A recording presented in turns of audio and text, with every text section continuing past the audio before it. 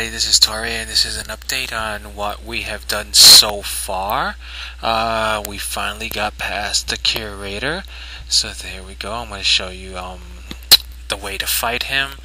Your basic thing with the curator is, the most important thing is keep the tank healed and take down the sparks as fast as you can. Most important thing is taking down the sparks. I can't say that enough. If you don't take down the sparks fast enough, you're basically gonna wipe, because they start hitting the group for a lot of damage. So there you do. I really can't show much of a view of the group because I'm just tanking the guy. Very important that everybody has Omen Threat Meter downloaded.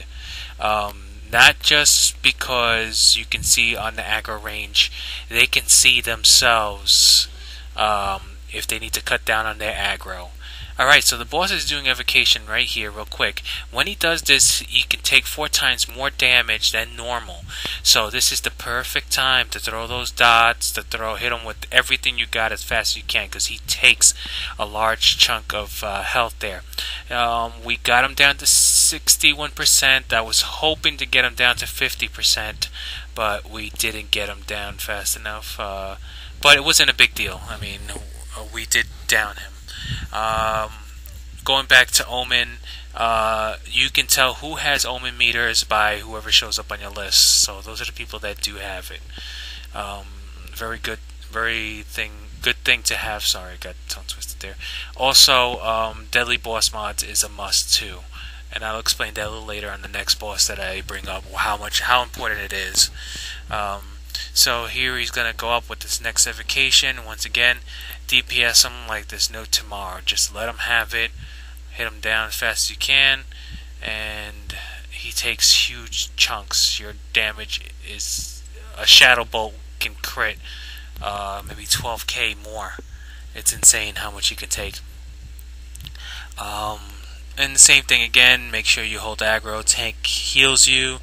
Everybody else, it's good to have at least 1 or 2 melee classes in there.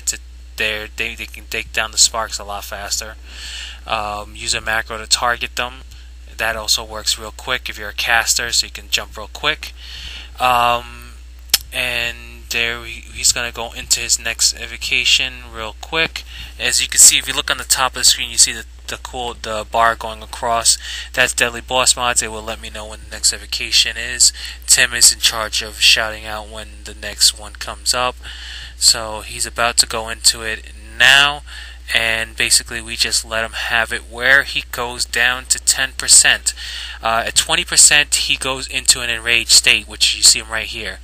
And you just have to heal the healer really good. I popped my trinket that I got from Rose there, and AoE heal, and down he goes. Funny thing about the curator, if you listen to him, he sounds like an announcer from the airport, so we were just laughing so hard on Vent. Okay, this is what he dropped. He drops always a tier 4 trinket. One of the 3 he drops. This time it was, I believe it was a mage one. And also the cloth for healers dropped, and a nice ring for any melee class that wants to improve the hit rating and their attack power. So here we are, the Shade of Iran. A lot to talk about on this guy.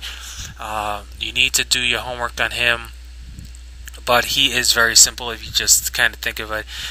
He's going to cast Arcane Explosion, which you just saw. You need to run to the walls so you don't get hit really hard or even die from it. Next thing he's going to cast is a blizzard. You're going to see on the outer walls of the library. Stay away from the outer walls. And the most important thing you need to look out for is the fire. When he casts this fire, you're going to see right now, here it goes, you can't move. You can't move at all. You move, you're dead instantly. So you just wait until the fire comes down. You can't even jump, put it like that. There, the fire goes down, then attack him again, and keep repeating this process until he's down. He's completely dead. One thing that's very important that I must let you know is if his mana is lower than his health, he will polymorph everybody. No matter if you're a druid, and druids are like, oh, they can't polymorph me when I'm in shape shifting. Yes, he can.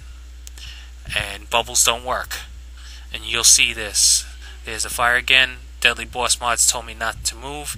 Tim also shouted in chat not to move. Fire is on. So then we continue there again. I completely forgot what I was saying, but you can see there he did his arcane explosion.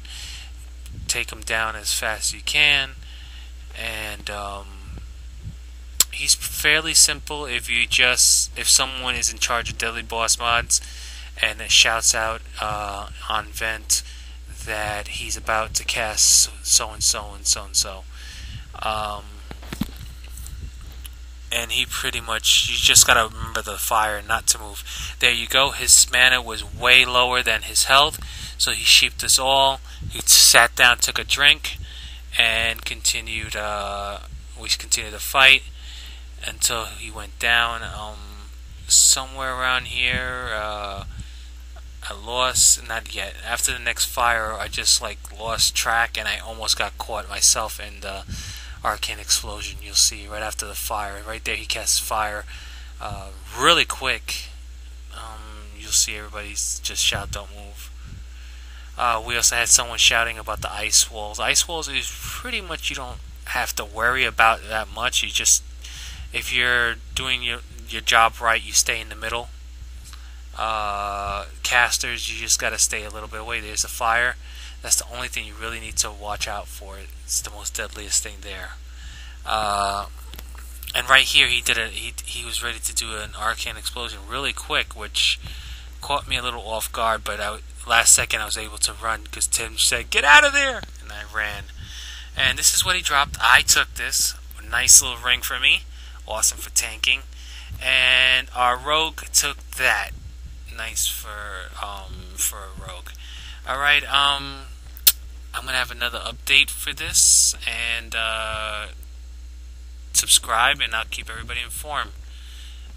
Keep watching, everybody. Later.